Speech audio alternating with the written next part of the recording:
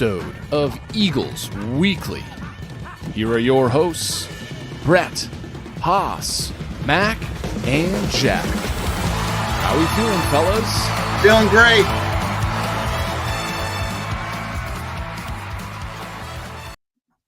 Hell yeah. Welcome back to episode 9 of Eagles Weekly. I'm one of your hosts, Brett Ryder, joined today by international marketing guru Mac Hutchinson, the hypest hype man in the room, in the world, Andrew Haas, and our ACC athlete, Jack Cyberlick. Boys, how we doing?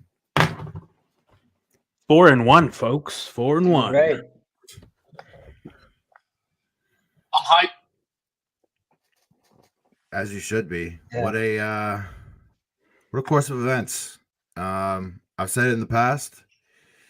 A win's a win. They don't ask how, they ask how many, right? Like, who gives a shit if you win by one, after coming back? And to be honest with you, the fact that they came back from down 13 to win that game, I find that more impressive than, well, not more impressive, but I'm very impressed by the fact that they were able to do that. So I'm not mad about it at all. I'm completely content, and let's be real, for the past 20 years, they lose that game. They probably lose that game 24-10 in past years. So I'm not going to complain about, coming back and winning.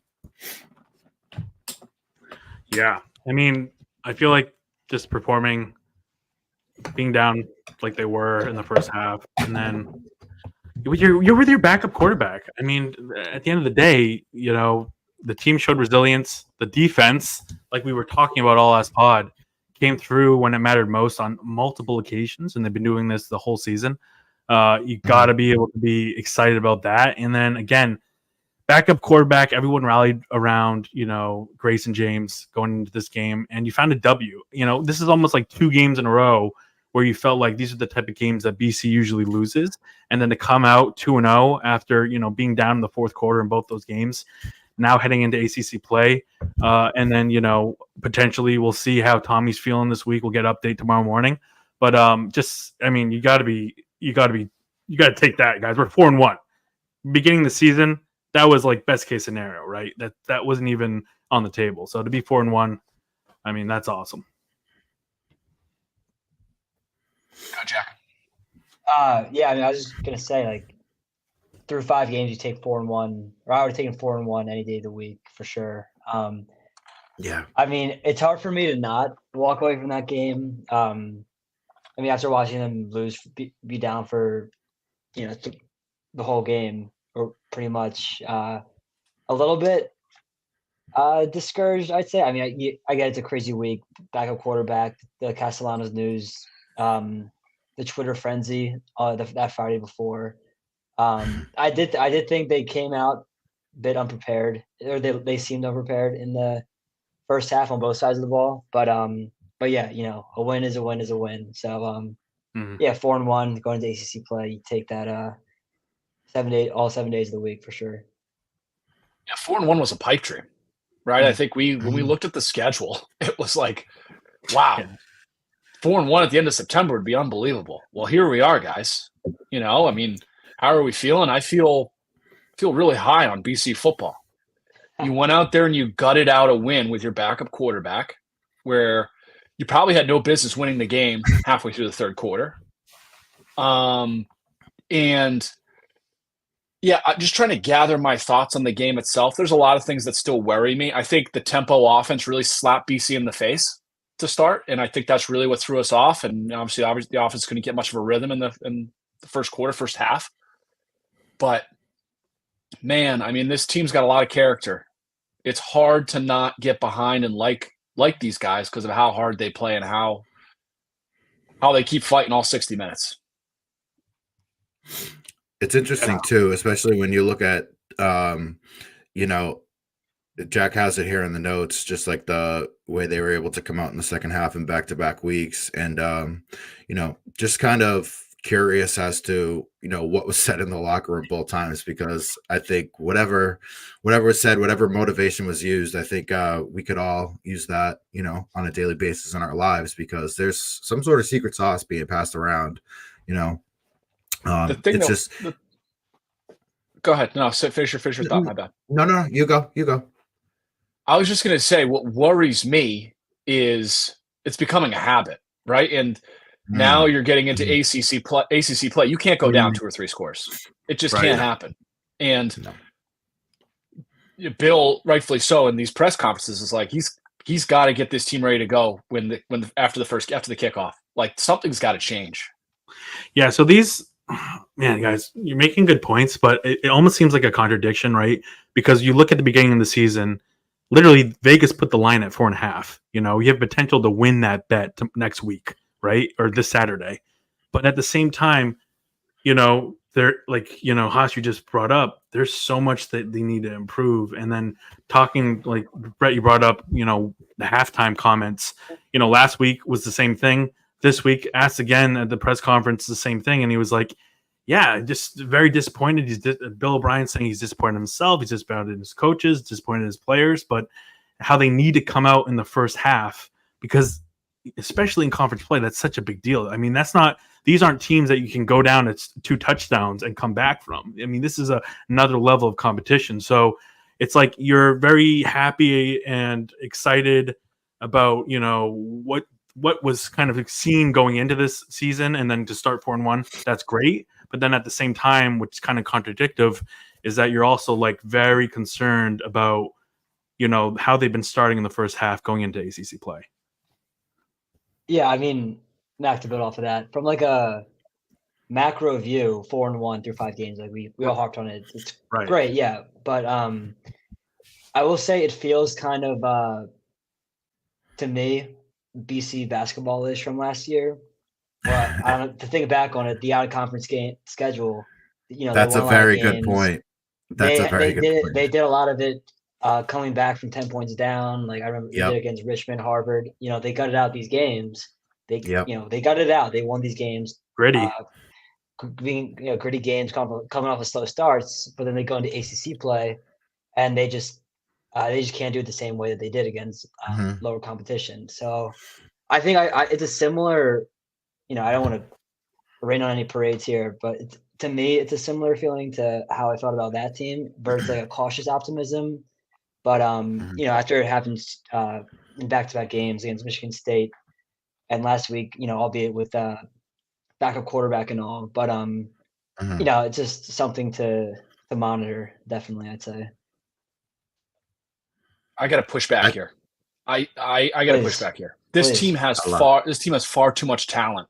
Like the over under 4.5 wins is over. That's out the window, guys. Like we recognized after the Florida State game that it's a different season. You come out, you win that game, it sets the tone, right? And we talk about how now we're saying 10-2 is a possibility. So we got to stop looking at it from a 4.5 standpoint, right? I think everyone's clear that is not the goal. The goal is to compete for an ACC championship this year, and there's a reality that could happen. But I think this team is different from the BC basketball team in this sense, is that I think there's far more talent on this team. It's a deeper team, right? And I just think that I understand what you're saying with that the point you're trying to make, Jack. I think there is a difference with this team and that. And I just think the talent is deeper. Yeah, I mean, I'd agree. Well, it's funny. No, sorry. Yeah, I was gonna say I agree 100%. Like this team is ranked, 2-3 weeks ago. Like I agree the talent's there. It just, you don't want habits to form at, the 2 most recent weeks of, slow first half, really having to, make up ground the second half. And I agree. I trust Bill O'Brien as a coach, as a motivator to make these adjustments. It's a little bit concerning that it's happened 2 games in a row. But I trust Bill to get this team right for ACC play for sure. I think the biggest thing for me too was I think coming into the season, we all kind of looked at Florida State as probably a loss, and that we would like to be 3-2 after five games, no matter what. And I was like, we cannot waste the gift that was Florida State being bad, and beating them, and have the opportunity to be ahead of schedule and be 4-1 as opposed to 3-2. And to have, to kind of neutralize that with a loss to WKU would have been so disastrous on so many levels. I'm just very thankful that they were able to avert it. And like I said, like, whether they beat them, pummeled them 52-10, or they won 21, to 20 with, a come from behind touchdown, it really doesn't matter, and now I think like they've always kind of answered the questions of like, what kind of fortitude does this team have? And now we're getting more questions again. Like now comes Bill O'Brien's like first, just ACC slate. Like this is his first time with just, here's the conference schedule. What are you going to be able to do with that? So from that perspective, I think it's going to be like very important to see like how they respond, how they prepare. They're on the road this week. It's not going to be an easy task by any means. UVA is a much improved team. We'll talk about that later, but this just presents another opportunity for them to really I think they're just continuing to show us make believers out of other people. I think the four of us, we know what this team is. We're not surprised by the success up to this point. And I think that, Saturday is going to be just a continuance of that. I saw a lot of people I think like I've seen a lot of people that were kind of doubting BC, especially at halftime, and thinking like that this was kind of it, like their run's kind of over. Now they're back down to earth and it's the same old BC. Well, the same old BC would have lost that game, and that's that's the story for me. Now the narrative of them being, kind of the new and improved BC, it continues because they don't win that game 10 times out of 10 in the past. The biggest thing is like, we can go through. We should go down through a lot of these plays and call out some of these amazing plays that some of the players did. But the biggest takeaway for me, if we want to go on the more positive note, is the resiliency. Now it's been like 2 weeks. Actually, it's been pretty much every game you've seen them come up in the clutch and be resilient in fighting to the end. Some things that, coaches talk about all the time where you really can't teach that sort of stuff. Bill O'Brien at the beginning of the year talked about how, it's going to be great to go down to Florida State because, we were talking about how once they get, punched in the mouth, how are they going to respond? And it seems like every time this team has gotten into even more and more actually sketchy situations and been punched in the mouth even harder, they've responded. And I'd say, Western Kentucky even more, where it seems so, doubtful in that second half at one point. I remember this is a huge call out by Jack in the notes, but Cam Arnold's big interception. This was when we were down 20-7, guys. In this third quarter, Cam Arnold gets the interception off of a deflected pass.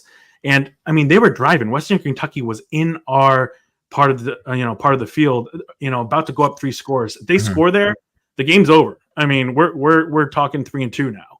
But that play right there, coming up in the clutch, and then we know what happened afterwards. 2 touchdowns, and then ended up going ahead and sealing the deal with all. And then Ezraku at the end, another huge play to try and get that last touchdown for BC. It just seems like every time they respond, and I think that's something that is, really good on the positive note going into ACC play, because there's going to be other times where we're down and that this team can feel confident coming back and executing. Yeah, I think we have to shout out the adjustments that Tim Lewis made at halftime. The first half, the defense looked pretty bad. It seemed like Western Kentucky's getting whatever they wanted on the ground through the air. But in the second half, they only gave up 3 points, and that was coming off of the Lewis Bond fumble on the first possession. And like the rest of that half, they were lights out. The Cam Arnold pick, the Donovan Ezraku wrecking the game, as he's done this whole year. He's leading the nation in sacks for God's sake. So I think we just had to mention our boy Tim Lewis making whatever halftime speech he had, really firing those guys up. Big fan. Tim Lewis guy all the way. Never doubt. Haas's guy too, easy. Probably had they don't win that. He won the game for them. Yeah, play of the game for sure, in my mind. Mac, you brought something up just a few moments ago about the team. And I think there is something to be said about teams learning how to win. I don't know if you guys have heard that expression before, right? Like there are teams that kind of, they get their lumps, they get their bumps, they get their bruises trying to learn how to win and trying to finish games, right? And somehow, some way, this team has done that. They've learned how to win these last 2 weeks when they could have easily lost both those games. And that has something to be said about their character, right? You talk about their resiliency, right? Just to build off that resiliency point is this is a team that has learned how to win, it seems, and hopefully this can transition into ACC play. That's really what the hope is. But yeah, lots of great shout outs that you guys are giving us to these guys. And man, I couldn't be more proud of the effort that defensive line didn't do anything in the first half, right? The quarterback was clean pocket. There was nobody spying the quarterback. That was probably my biggest issue with the first half. Nobody was spying the quarterback. This guy was running all over us like he was Tommy Castellanos. And then in the second half, they got to the QB and they pressured him, and it just made everything work better in the second half for the defense. So that was huge. You're muted, bud. Sorry, guys. It's funny you mentioned though that the team learning how to win, because I feel like as a spectator, it's like the fans are learning how to win too. I mean, I feel like we go through these games like being like, oh, we won, and like we're still trying to find ways to complain about it, and also like just watching it. I mean, people are just like, it's a weird thing. It's new. It's new for fans. It's new for the team. And you had I thought we were going to storm the field, Mac. I thought we were going to storm the field on Saturday. Word at the end there too. No, but it's like we're like 4-1. Like this is a foreign territory for us. This hasn't happened in quite some time. So I think from the community's learning, the team's learning, and to go back from Bill O'Brien was saying at the beginning of the year, he and throughout, he was saying how even on the sidelines, we mentioned this in a previous podcast, how he doesn't want his players like hyping up and being all like crazy. It's like we should be expect to win. We need to get our mentality where we expect to win. Like we're not going into any game as underdogs. We're not going into any game as like, oh, we have to do all this crazy stuff to rise ourselves up to win. It's like, no, like this is a professional team. We go in and we expect to win. So I think it is taking some time, but you can see, I mean, just obviously winning is the greatest evidence to this, but just learning that mentality of going into a game and how much that does affect the outcome. You can see this in the last two games. Yeah, I think the whole thing about learning to win is an interesting point that Haas brings up, because I mean, this team is largely players from a team that Hafley built. It's not like Bill brought in all these guys on his own to build a team. Like it's the same guys we saw. Last year we go 6-6. Year before we go 3-9. It's like very similar guys. A few additions from the portal. So I think it's those winning habits that I'm sure Bill's been trying to instill in his team those past however many months 7 months since he's been here. And you've really seen it. We can complain about how they win all we want, but I mean, you've really seen it, back-to-back games where you have like game-winning drives in the fourth quarter, big, showing the resiliency that they had. So I think it is a testament to the kind of habits that Bill and staff have been kind of cultivating throughout their time here. Absolutely. I mean, you look at, even Grayson James, his first start here, and it didn't start off well, whatsoever. But it did not at all. Yeah. I'm trying to look. I can't really see the splits. I wish I could see like the first. I know I used to be able to look at that where it's like maybe that's just a basketball thing, because you used to be able to see like first half, second half stats, but even 19 of 32, 168 yards, a touchdown and an interception. The fact that he was able to kind of rebound, when he scored that, kind of like the fake bootleg, rushing touchdown from a yard out. they got stuffed on the 1 yard line twice before that. First of all, great play call. To be able to do that and get kind of creative and get them out in space just to get the touchdown. And then the touchdown to Gerard at the end. That was a nice little touch pass too. Nice little touchdown to be able to take the lead. I was nervous though. There was a little under 4 minutes left to go in the game, and Yeah. it all comes back down to it though. Like that's if you want to be a successful winning football team, you got to make those stops. It doesn't matter if it's Michigan State or Western Kentucky. Got to make those stops. They're still a Division I football team, and they prove that they can move the ball and score on you. So it's very, I would say it was very, encouraging to say the least. I would say. Put a grade on Grayson James's day. What would you grade his performance? Let's go around the room here. I was just about to say that, Haas. I was like, you got to give Grayson James some credit here, and I would probably grade him around. Honestly, I grade him around a B- because I think maybe even a B. But his team around him at the beginning, especially, didn't really do anything to really help him out that much. I also think there's some play calling things that we can talk about too. It seemed like he was really put in a situation where it was like all on his shoulders for a lot of those opening drives. And also Lewis Bond and Reed Harris had pretty bad games. I mean, there was a few catches I think that they could have had to really, help this, Grayson's first start out a little bit more. So there was a few plays there that, didn't help him. But I would say before I get into anything else, I'd give him around a B-. What do you think, Jack? Yeah, I was going to say something along the same lines. I think I'd settle on a C+-ish, B-. I'll say C+.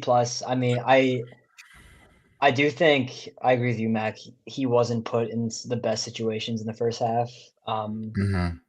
The interception was really bad. That was tough to watch. Sure was, yeah. But I forget who tweeted before the game how some reporter covering BC said they had the utmost confidence in Grayson James, and that would be a seamless transition. It was not seamless. I'm not saying this is called this person out, but it was not a seamless transition. Not even close. He came up big when he needed him to. He had those two big drives in the second half. That really nice pass to Grayson James or to Duran Bradley, high school teammates, which I thought was an interesting fun fact. But I'd say like he did have his moments in the first half that wasn't great, but he got the job done in the second half for sure. So I'd say C+. Has anyone seen an end zone angle of the pick that he threw? Because from the horizontal view that I was at on the field, it looked like there was nobody in the vicinity. It looked like he was throwing there wasn't to a white shirt. Like, yeah, I had the end zone view from the section K where I was, and it didn't seem like there's anyone within like 5-10 yards. I thought it got tipped, but I don't think it did. I think it was just I think it was like a missed. He thought he got the route wrong or something, but not great. Saw the wrong jersey or something, because on tape or from above it looked like there wasn't even anyone close to that. But again, the reason I give him a B is probably because, I mean, at the end of the day, he was clutch through that, those last two drives to, end up getting the win. And, but, again, we can talk about, Grayson James. I think, he did what he had to do. He came through in the clutch, but at the end of the day, the team that won that was the defense. And the defense, I think the stat of the week really is the last two games, the Boston College defense has only given up 9 points in the second half.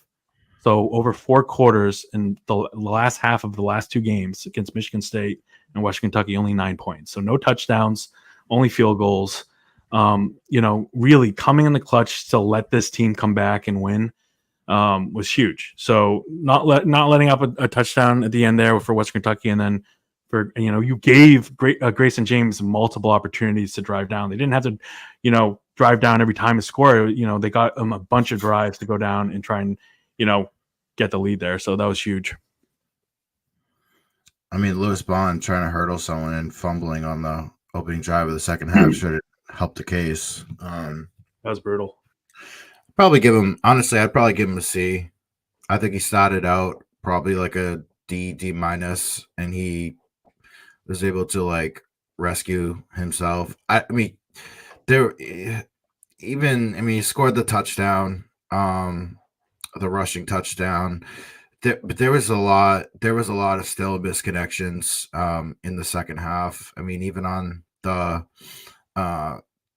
when they scored the go-ahead touchdown, I think he had like 4 or 5 incompletions, in a row before that. I mean, he struggled. I mean, and it's not like an indictment on him. I'm not saying he's like a bad player or anything like that. I just truly think that, it wasn't a great day. I mean, it was good enough to pull it out, clearly. And that's kind of all you ask for from a backup quarterback who's making his first, not only his first start, here, it's his first big time start. And he only played 3 games last year, so he hasn't really played, for an extended period of time in almost 2 years.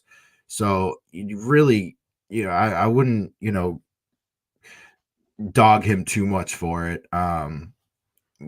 Did just enough to win. My biggest thing too is, and I tweeted this out, is this team cannot be so Tommy reliant. And I think you see that, especially against a team like Western Kentucky, where, you should be able to kind of plug and play. I understand there are different types of quarterbacks and whatever else, but it is a little bit concerning. And I don't know what your guys' thoughts is that they do seem to go as Tommy goes. And when Tommy isn't on the field, it's drastically different. And I think that in order for them to have more sustainable success and to really, Bill talks about getting to another level. If they're going to get to another level, they can't be so, Castellanos dependent. That's kind of what I took from it.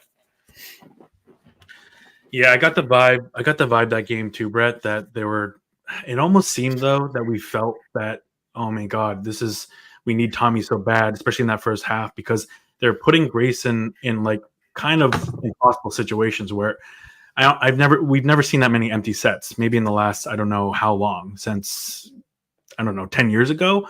So you're putting, a guy in this first start back there with no backs. I mean, I think a part of this goes on to the play calling where it's like, yeah, even Tommy shouldn't be that, we shouldn't be even that dependent on Tommy if you replace him with Grayson there. It's like you have Robichaud, who we also need to call out, had a great game, 81 yards, 18 carries against his old team, huge performance. But again, I think he could have even a bigger performance. And it seemed like they were trying to, do a little too much in the pass game at the beginning. The first 2 series, I believe they were just, I don't even know if they ran on the first one. I think, only a few times on the first couple drives. So I don't know. I definitely got that vibe of, oh man, we need Tommy in there to manage this game. But it felt like that first half, it wasn't just him. It was also the, Will Lawing on offensive coordinator.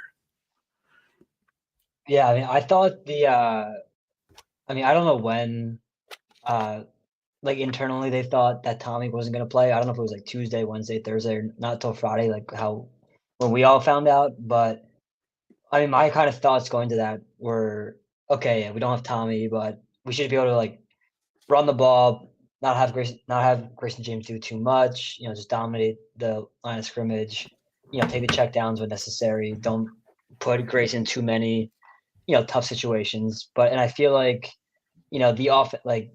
the offensive line didn't really get the kind of push you might have wanted them to against Western Kentucky. They didn't run the ball super well outside of Robichaud, who thank God he played. I think he's a game time decision, so thank God for him.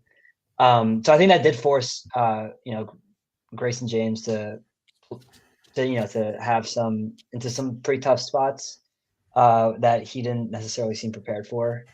So yeah, I think, you talk about relying on Tommy so much. I think part of the reason why it seems like this team goes as Tommy goes is that he presents a third of the run. We've seen in the past that has like opened up the passing game, which it didn't seem like that did for Grayson James yesterday or on Saturday. Yes, but yeah, I think it is certainly going to ACC play against better competitions. Definitely something to monitor going forward. So yeah, I don't really have any like sort of solution or answer to that, but it's just something concerning going forward, I guess. Haas. No further comments on this, Your Honor.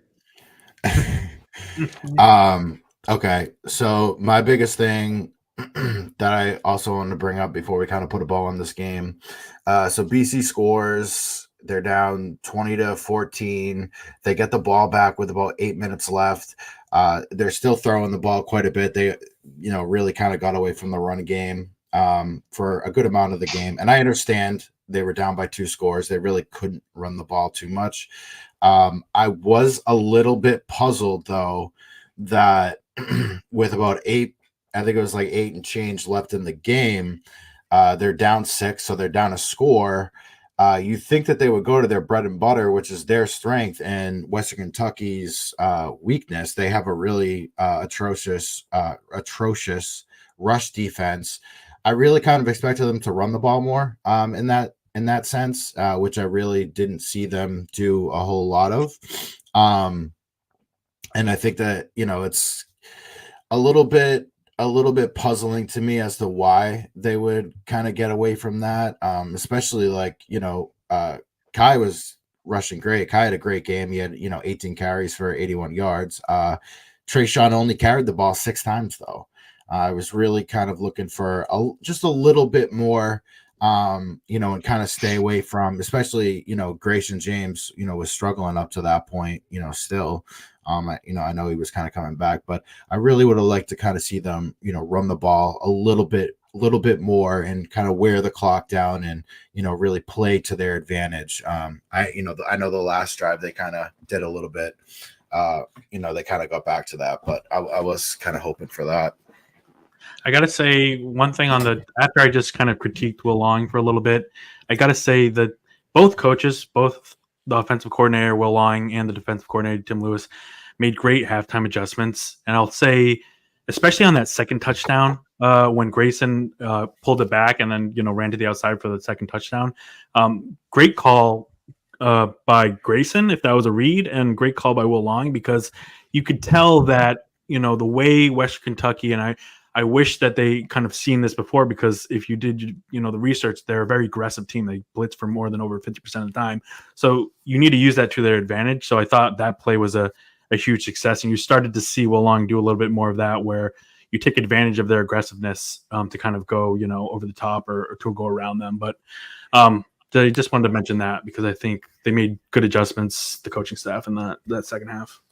In rewatching the game, Mac, the ACC Network commentators were mentioning how that was there all day, and why weren't they taking advantage of that more, the QB option to keep it and go outside. So yeah, I think plenty of people saw that, and it was good they made the adjustment, and glad that worked out.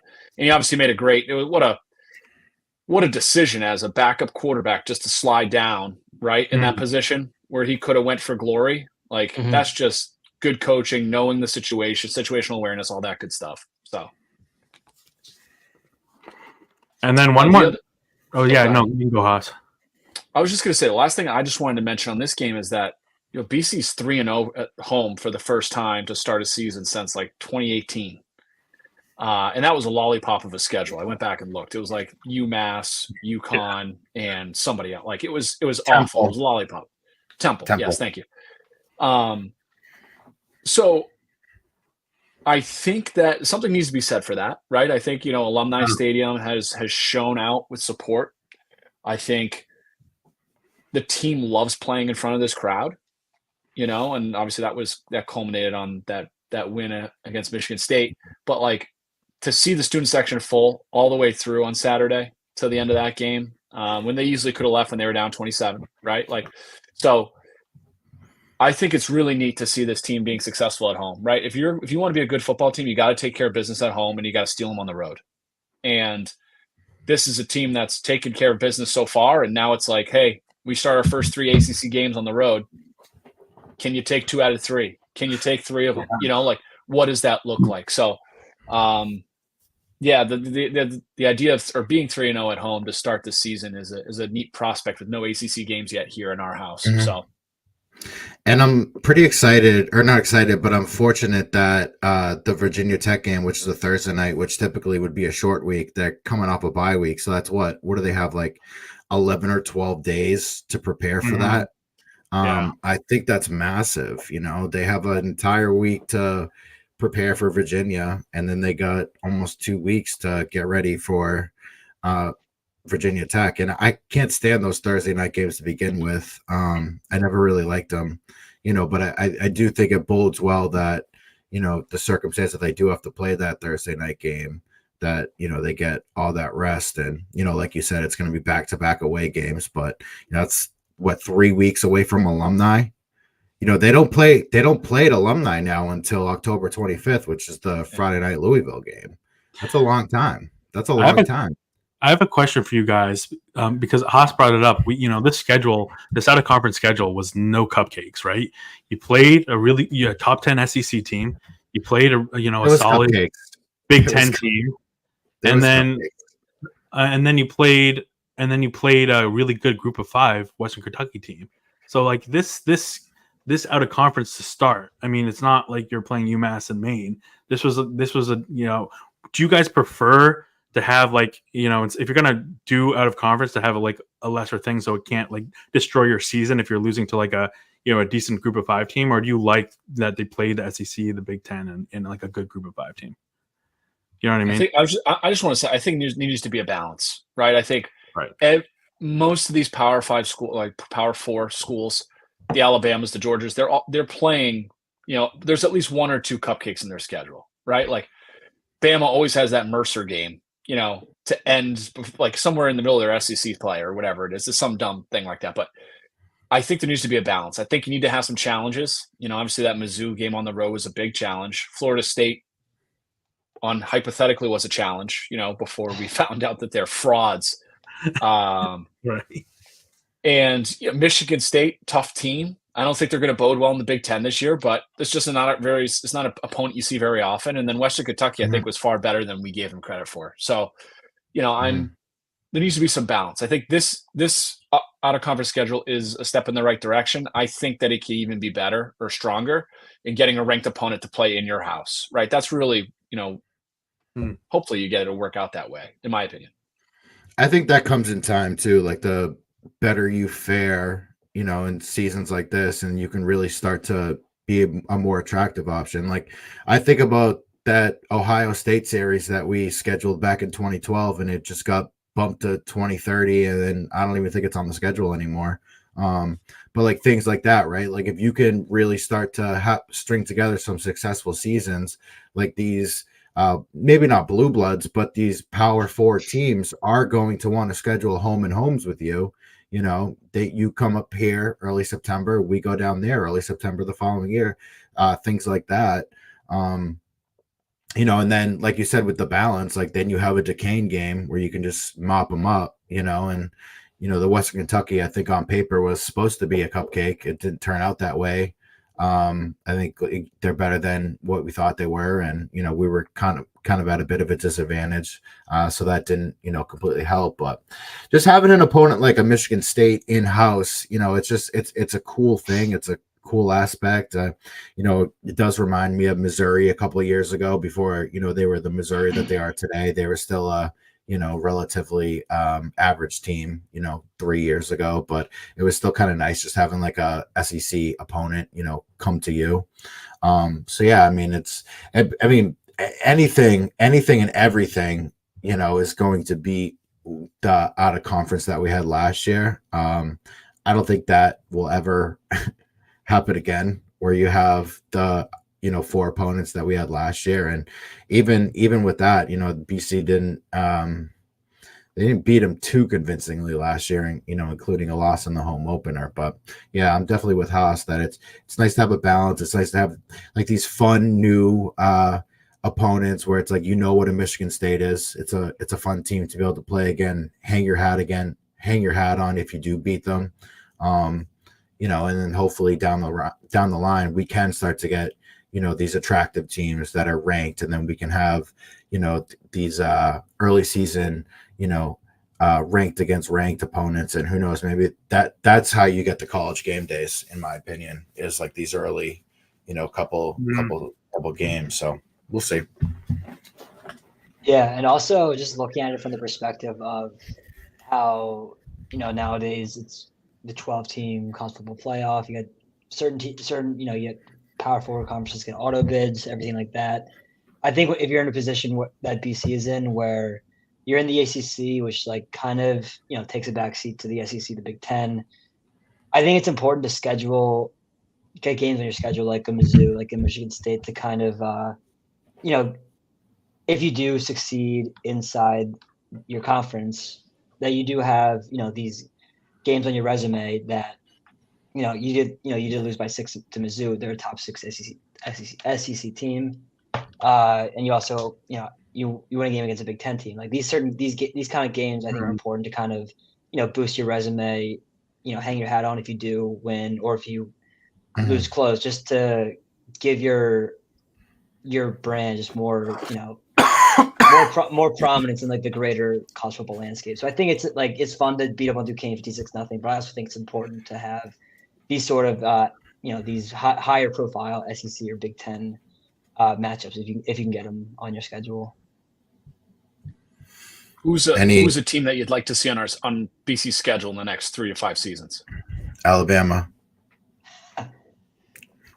We want Bama. Don't we have them in 31 or something? I think we have Bama in 30 or something. 31, yeah. I don't know, Haas. I think like teams like comparable to like a Michigan State, like well-known brands. It's always fun to play against. Maybe like a Colorado. Get Coach Prime up here. I was going to say Penn State. Penn State's a team that I think that I'd like to see BC play. Do you remember when we used to play them pretty frequently, like back in the early 2000s? It's been a while. That'd be great for Bill O'Brien's story too. Going back, that would be huge. I feel like now that we have Bill, I feel like Penn State would be up there, Haas. And I'd like to play Rutgers again too.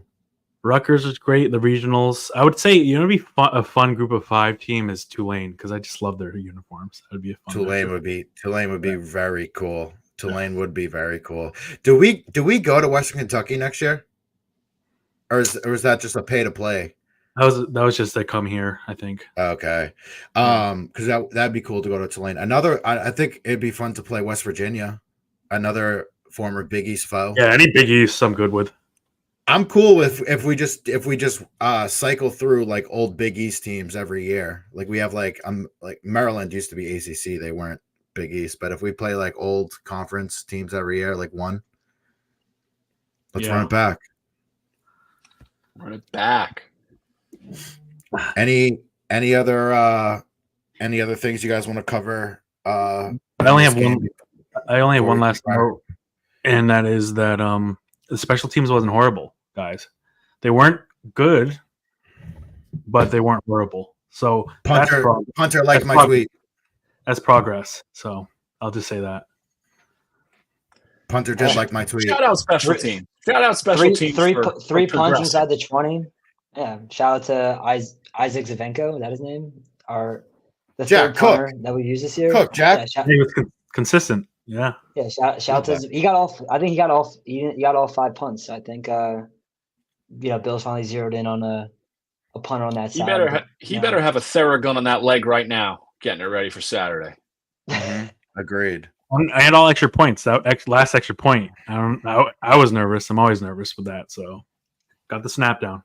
So who does kickoffs? Is it Liam Connor? Yeah, now Liam's back kicking for the extra point.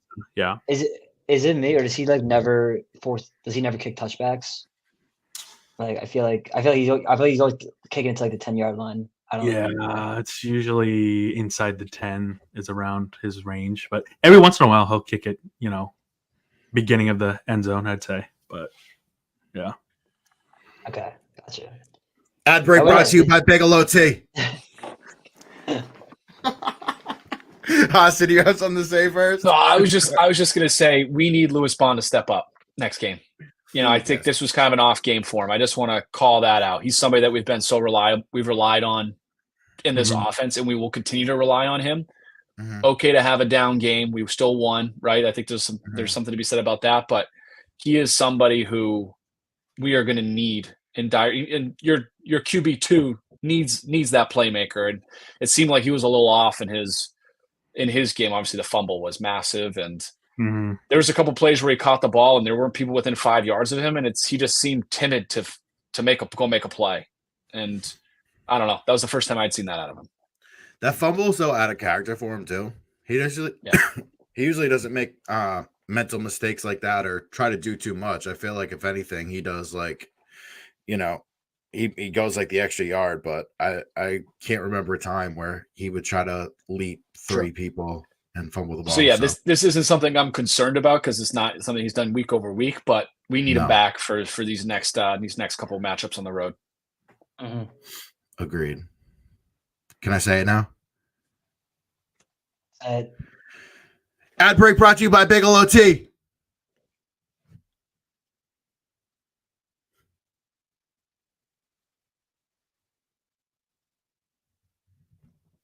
We're back.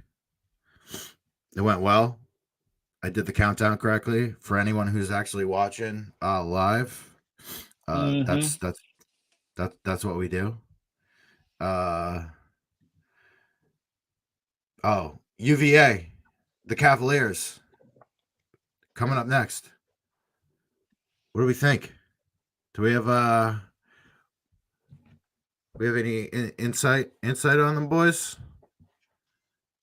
They're pretty good. They had a good win. They had a good win against Wake Forest. I watched that game live. Calandria looked really. Yeah, they played. I forget what week they played, but yeah, my girlfriend's brother goes to Wake, so I was texting him about it. But gotcha. No, yeah, I mean, I don't think Wake's super good by any means, but UVA came down. They were down 2 scores in the fourth quarter, and Calandria led them back. So I am worried that if he gets hot, throwing down the field, that it could cause some problems for BC. He seems like very, takes a lot of shots, makes a lot of mistakes because he's young. But if he gets hot against us, I could see it causing some problems for the secondary for sure. We're gonna need Donovan to have another stellar game in this game. I mean, we're gonna have to dominate the lines. I think their running back Xavier Brown ran for 171 yards on Coastal last weekend. Coastal obviously isn't known for their, run defense or anything, but that's something to watch because you got, a balance on offense. So we have to be able to dominate the line, and we're gonna have to play a really good team to get this win. I mean, we're gonna have to play a really good game to get this win. Basically, on the road, that was a hard fought battle last year. I know this is a totally different team, but they brought a lot of players back as well. So I'm thinking, on the road, we can't make any turnovers. Gonna have to play, and the people that we have been performing consistently all year have to do the same. Like you were saying, Haas, Lewis Bond's gonna have to have a comeback game. We'll see what the quarterback situation is, but Donovan to stay dominant, and then of course the secondary. The way Tim Lewis has been calling this is, don't give up the big plays, and they haven't. They went the whole Western Kentucky game without giving up, I think, a play over 20 yards. So they're going to have another performance like that. I think O-line's got to step up too, just from that standpoint. Who's got to step up here on the road? But yeah, I mean, Charlottesville. We're 1-1 in our last 2 trips down there. I think we'll travel well. I think there's people that are interested in going to this game, which sounds weird enough. But there is going to be there's a fair amount of alums in the DMV area that'll go down to Charlottesville and things like that. So, have any of you been to Charlottesville before? No, have you? A long time ago. Mac, tell me about it. I hear it's a really nice college town. It's absolutely beautiful town and absolutely one of the most beautiful campuses, Virginia. I didn't go there for a football game, but I went by. It was actually when I was in high school looking at colleges. I didn't, but Virginia is a beautiful, beautiful campus. A lot of great history, and and a beautiful stadium too. The way it's like got that old kind of Coliseum look to it. So yeah, that should be a good trip. And I just realized actually they didn't play Coastal last week. They actually had a bye. So this team's rested. They're healthy. They're going into this game, with extra rest. So that's another thing. BC's traveling, so that's another advantage. Cavaliers. So again, we're gonna have to be on the ball here to get this win. Another. I mean, there's no trap game in this. This is conference play. This is as big as it gets. We're in the thick of it now, but they're gonna have to play good to win this game. And yeah, that's my biggest thing. I think there's a lot of things at play here, but yeah, UVA. Anyone going on the trip down there or on the fence, if you can get a cheap flight, go down. It's an absolutely beautiful town. Yeah, I don't love that. I wish that they were bad. It's a lot better when they were bad. It looks like their stadium is pretty freaking big too. It looks like it's like 60,000 plus. Yeah, I played it in the video game Shout Out College Football 2025. It looks like a fun stadium to just be in. Like you said, it's kind of like that old school, like oval Coliseum type. It looks like a really, really cool stadium. I don't know that it's better than Alumni. Few stadiums in the ACC are. Shout out Alumni. But the quarterback play looks like it has been a lot better, right? Like through 4 games, this kid has over 1,000 yards. He's got 7 touchdowns and 4 interceptions. We talk about it every week. Can you win the turnover battle? Can you really make this kid uncomfortable and get him to throw some interceptions to you? From a running back perspective, Kobe Pace, he's averaging 5 yards a carry. He's got 210 yards on the season. The quarterback, it looks like the quarterback runs quite a bit too. Quarterback, he's got 135 yards. He got 41 attempts this year. So it looks like he's, a dual threat guy. And then Xavier Brown, the running back, he's got 293 yards rushing and an 8.9 yards per carry. So that is scary. Looking at their receivers, I mean, I know I overlooked what's his name against Michigan State. Will not make that mistake again. They have 3 guys they throw the ball to. Malachi Fields, 24 catches, 349 yards. He averages 14 and a half yards a catch. And then they have 2 other guys, Trell Harris, 13 catches, 201 yards, 15 and a half yards a catch. So it looks like they're more of like a deep ball type of team. And then Tyler Neville, which that's so funny. Tyler Neville, you guys aren't losers like me. Tyler Neville was a walk-on basketball player for BC back in the early 2000s. He was like their 12th, 13th man. So shout out Tyler Neville and Ted Dunlap. That's sweet. But yeah, so Tyler Neville's another guy. So it looks like they have a trio of 3 receivers that it looks like they're volume catchers. They do have like a really good average. So it looks like they can really stretch the field. So keys to win. Secondary's got to step up. Was definitely a little concerned with the secondary against Western Kentucky. Looks like BC was more or less rushing for the majority of the game. Donovan was just absolutely crushing, so they really didn't need to bring up any linebackers and add any additional pressure. But from that perspective, the secondary, there were a lot of guys open for Western Kentucky, especially when you're only rushing 4. So really kind of looking at the secondary here, I think that's probably my biggest concern right now. Is secondary play. I wouldn't say it's a huge concern, but that's definitely something that I'm going to be keeping an eye on in this game. For this matchup, we bring up how BC has to come out fast or come out, better in the first half. Virginia, just tail of the tape, right? Looking at the numbers for Virginia so far this year, they've outscored their opponents. They're plus 40 in the first half versus their opponents.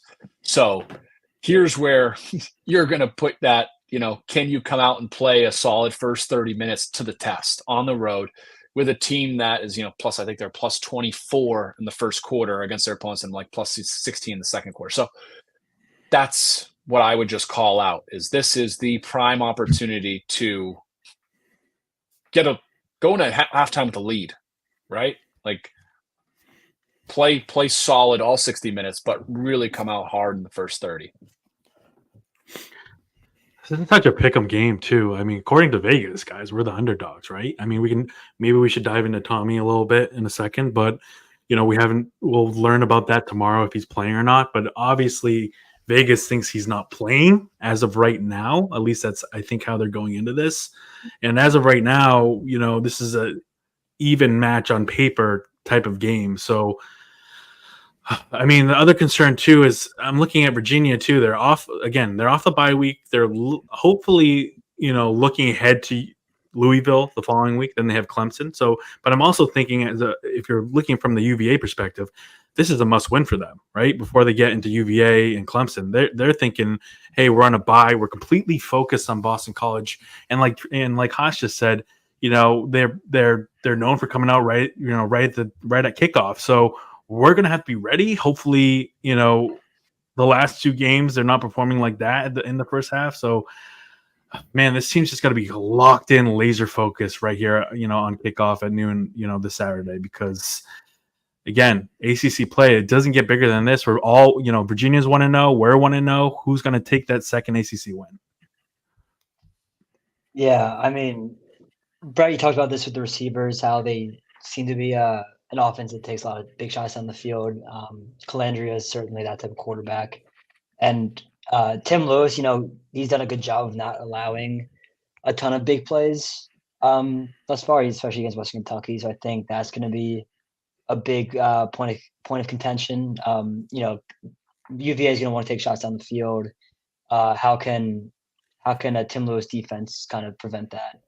So then you just can't let them punch you in the mouth in the first half. You can go down 2 scores to Western Kentucky. You can't do that to a team like UVA, who you're vying for right now, at least at the top of the ACC standings.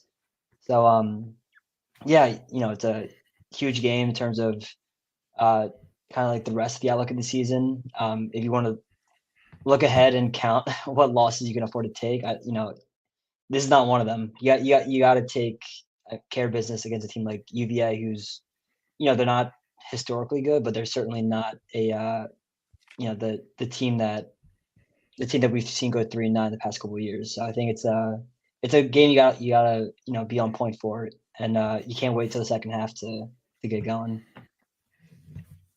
Feeling good about. I mean, when you look at kind of where they've been and where they're headed, where we've been, but we're headed, clearly this is a much improved football team. You cannot overlook that. I think that for them specific, I think for both sides, this is kind of like a statement type of game, where you're really trying to cement yourself that you're a good football team and that you're kind of on the right path to, having a successful season. I think that they're a little bit more desperate, to get that, especially like you said, Jack, they're coming up back-to-back 3-9 seasons. They really haven't had much success since going to the ACC championship game, and I think in 2019 or whatever it was. But yeah, I mean, for both sides, so this is not an easy game by any means. I think that they are, for real, in the sense that, this is not a crappy football team that just beat up on a bunch of bad opponents and, their record's 3-1 because they, played Duquesne 4 times. But yeah, I mean, this is just another test that really, from a BC perspective, we'll keep it to our side. This is a chance to, go on the road and beat a very good football team. Which, side note, like, who knew coming into this year that a road game at Virginia would be a bigger test than a road game at Florida State, right? Like, I didn't have that on my bingo card coming into this year. I'll tell you that much. But yeah, this is going to be a very it's going to be a very physical matchup too. They're a very physical team, especially on defense. They're fast on defense. This is going to be a test. This is probably, I mean, I would, if I had to through the first 5 games, this is probably the toughest team that they've played thus far.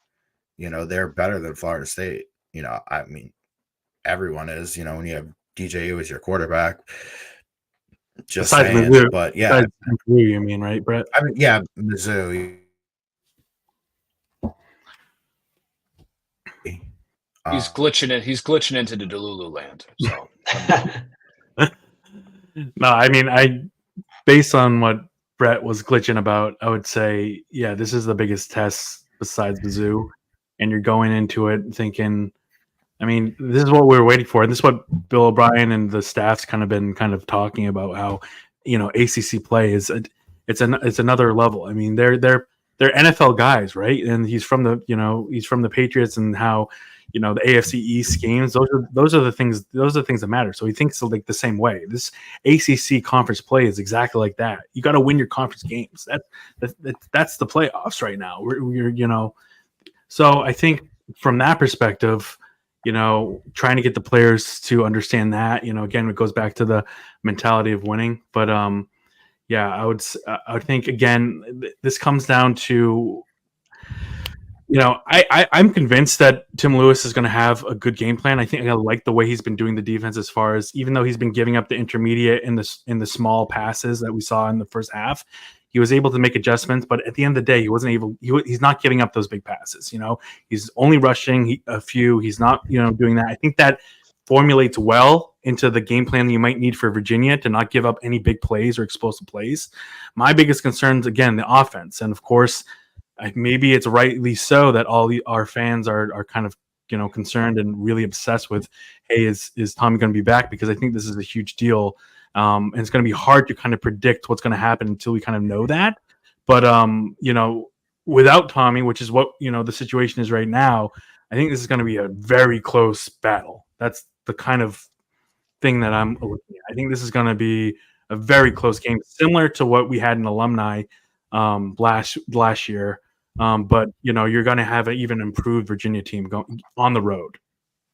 When will we get an update on Tommy, you think?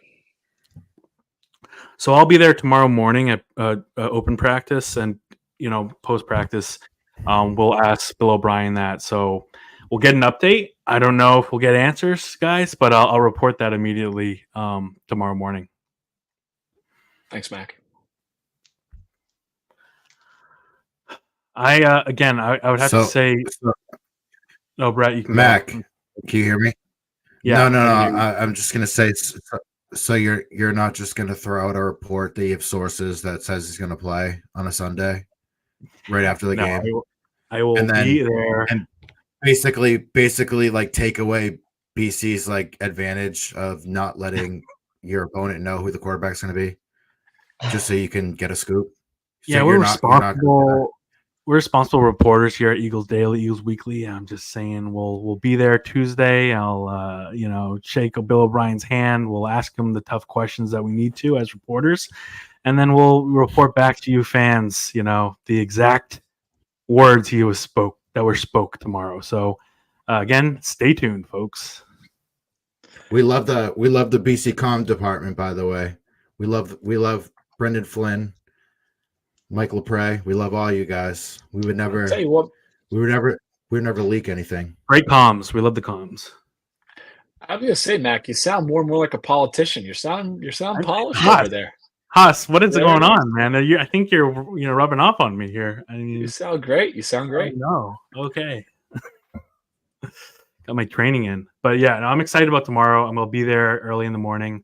Guys know I don't sleep, so I'll probably just drive there early in the morning, and I'll be there, to see if he's practicing or not. I will say the scoop that I, semi-reported on last week was that, you guys saw throughout the game, Tommy wasn't padded up, but he was walking around.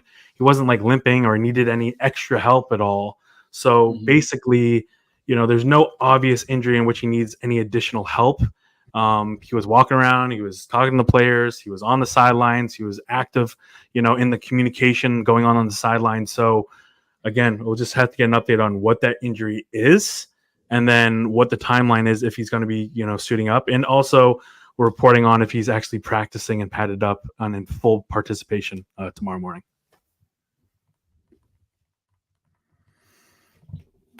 Beautiful. But that's huge. I mean, right, guys? I mean, we need Tommy. It seemed too, when we talk about the connection with Grayson to Bradley, right, from high school, that was huge. You saw them ball out, but what you saw was a fall off with Lewis Bond, who's Lou Bond. who's Tommy's roommate. So, that's a huge. If that's your biggest weapon, you don't have Tommy, who's got like that great connection with him, that clearly is affecting the offense. So, it's almost like it's a touchdown and a half difference there. It's seeming like going to this game about who's going to start It's a good way to look at it. It's a really good way to look at it, for sure. Jack, anything? Not much to add at this time. I don't know when Vegas sets the line at 2.5 points, what they're kind of pricing in there. Like if they're expecting, that there's a 50% chance that Tommy plays, 50% chance he doesn't. I would say if Tommy was 100% playing, I'd probably predict BC to win by a touchdown. But yeah, that's ultimately. I mean, it's obvious to say. Everyone knows it, but that's ultimately what it's gonna come down to for me in terms of like what I predict. Do for the multiverse. Are we doing multiverse predictions today? So One we with have Tommy So we have starting, one without. So we have zero. Excuse me. We have zero sources, zero intel. Yes or no? I'll go around. Does Tommy play Saturday? Yes or no? Just what do you think, Mac? I will take a Yes or no? I'll take a powder from Haas. I'll report on this tomorrow. Jack. Thank you, Senator Mac, for your input. But I really have no sources. I don't either. I'm just asking what you guys think, because I think yes. I just think yes. I have no intel into that. I have no one. Yeah, that it's just. I just think yes. I was just curious if you guys think he's gonna play, or do you think, you know what I mean? Like Haas, do you think he's gonna play, or are you gonna stand out on this too? What I was going to comment on was how Vegas is pricing this game. If I could just share some light on that. I know in the NFL, and I think college is a little bit different than NFL pricing, but home teams are typically a 3-point favorite, right? Mhm. Right. Mm-hmm. So from that logic, Vegas is pricing this out that if it were on a neutral site, it'd most likely be a pick 'em. Okay. So that they are looking at these two teams as being evenly matched with the information that they know now. Mm-hmm. That being said, I think Mac makes a good point that I think BC is probably a 6-point, probably 3-point favorite on the road if Tommy is starting. Okay. Yeah, that's what I think. It's about a touchdown. I think you'll see like a 5-6 point swing if the news does break the right way for BC tomorrow.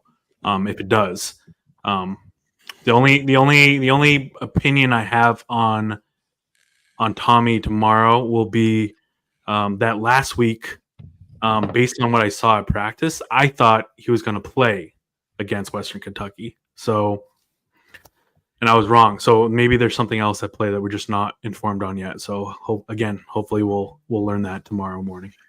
The other thing to note is that Grayson James has more reps now, too. Mm-hmm. So that is something to call out, right? Like, and they figured it out in second half. We had only seen him in the spring game prior to Saturday. So he's got some confidence under his belt. Hopefully after that W, I don't know if you guys saw him after the touchdown he scored, right? The rushing touchdown. He was like screaming at the student section. Just, we're down 20. We were still down a score. And he's like, he was all fired up. So it means a lot to me. I like to see that passion. Mm-hmm. Well, because he's been playing predominantly with the twos, like spring game and summer camp, correct? Like, I don't think he probably was getting much run with the ones at all. So that last week was probably the first time he was really practicing with them, period, for like an elongated period of time. I'm sure he was in there at some point, just to note, Grayson James, I mean, he was practicing with the second team during the summer, but then he got that injury, guys. The first couple of weeks of the season, he had an injury, so he wasn't getting any reps at all. So really, when he came back about a week or two ago. That's when he just started to get reps, and then this week, starting Tuesday, was the first time he got reps with the first team. So he only got 3-4 days with the first team under his belt, and then thank God he got that game under his belt if he is starting on Saturday. So what are the game predictions here? Delusional Brett game predictions. Delusional Brett game predictions. Yeah, Delulu Brout. Why don't you start it off here? I'm interested here. Now I'm gonna go last because I'm still cooking it. You gotta get Delulu it up a little bit. Okay. All right, Cyberlick. Cooking it. I am gonna. We didn't do 2 predictions for last week's game, so I'm not gonna do 2 for this week's game. One prediction. That's right. One prediction. I will say I think BC wins 28-24. I think. Like I said, I think that Tommy does end up playing. That's my prediction. I think that they're going to look to, open up the offense a bit now that they would have QB1 back. I do think UVA is going to put up some points. I like Calandria as a quarterback. I think he's very good. He's really young. I think the defense is going to be forcing him to make some tough reads, make some mistakes, possibly. But I ultimately think with Tommy Castellanos in the lineup, BC wins 20-24. That's a smart score line too, because we don't kick 3-point field goals, Jack. So well played. No, I think I'm predicting 4 for 4 from extra points, but that's about it from that perspective. Well played. I'll try to explain my thinking on this. So I'm thinking in a scenario in which Tommy is our quarterback, and I kind of was thinking about this last night, where the score is probably closer to 28-17. I do think this defense, no matter what, is going to pretty much be consistent and also execute when it matters most. I'm thinking now in the Grayson James world, it's probably more closer to 21-17. This is a pick'em type of game. So I'm super rational tonight for some reason. I'm going to go 24-17 as my prediction. So they're kicking a field goal?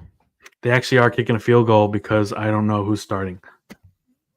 And this is BC 24-17, correct? 24-17, BC gets out a very good win on the road. ACC 2-0.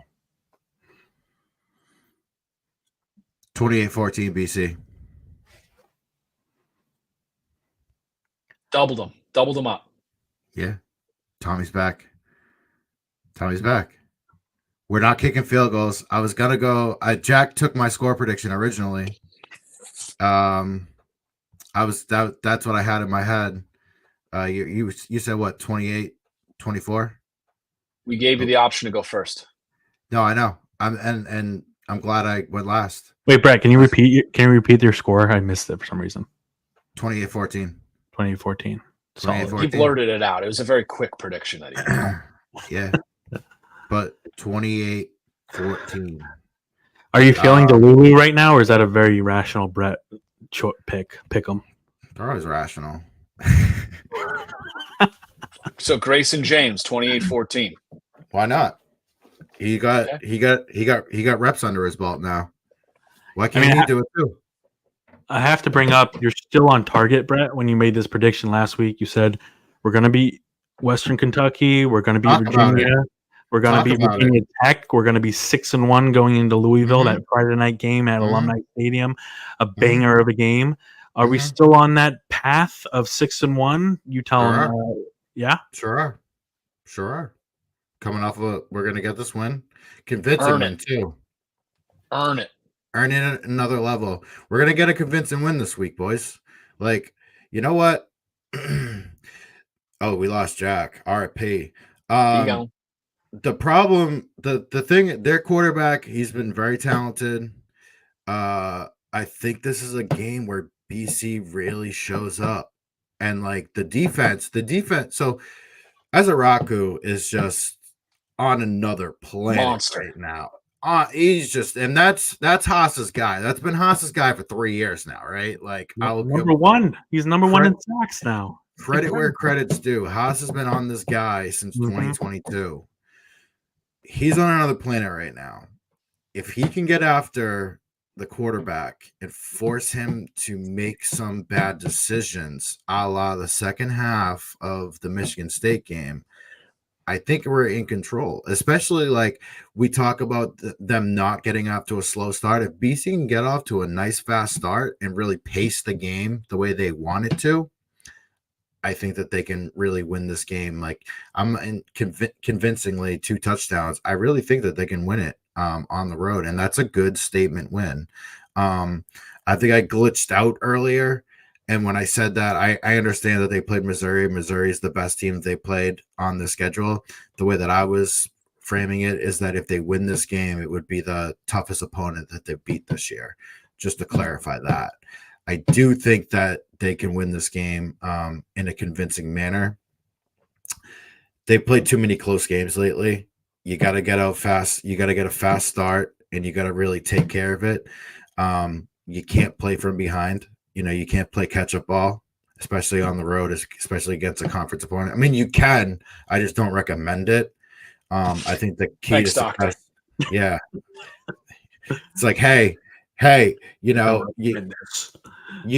can smoke cigarettes, but I don't recommend it, Don't recommend them. Cigarettes are bad, okay? Mac, I just got to say, man, it doesn't look like you need the napkin anymore. Just show us what you're wearing.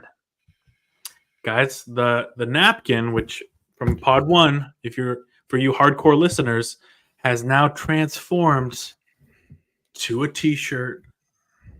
Can you see Look it? at that beauty. Look at that beauty. Tell them where they can get it. Tell them where they can get it. A good partner of this podcast, Eagles Shop. You can go to eags.com. That's EAGS.com. Or the better way to go to it is Bill O'Brien is building a monster.com for all you listeners, for all you people in the community that are witnessing this monster. You can buy a shirt. You got this nice yellow. You can, anytime there's a gold out, rep the gold. We got a bunch of different colors on the site, so go check it out. And by the way, it's eags.shop for the listeners that would like to go that route. Yeah. Correct. And at Eagles Weekly BC on Instagram, Twitter, YouTube, you name it. I got to give a couple shout outs here. Mac, is this your mom, Kathy, in the comments? Yeah. Shout out, Kathy. Shout out my mom, who is the most hardcore Boston sports fan. Doesn't matter, Sox, Red Sox, Patriots, Revolution, Bruins, Boston college football.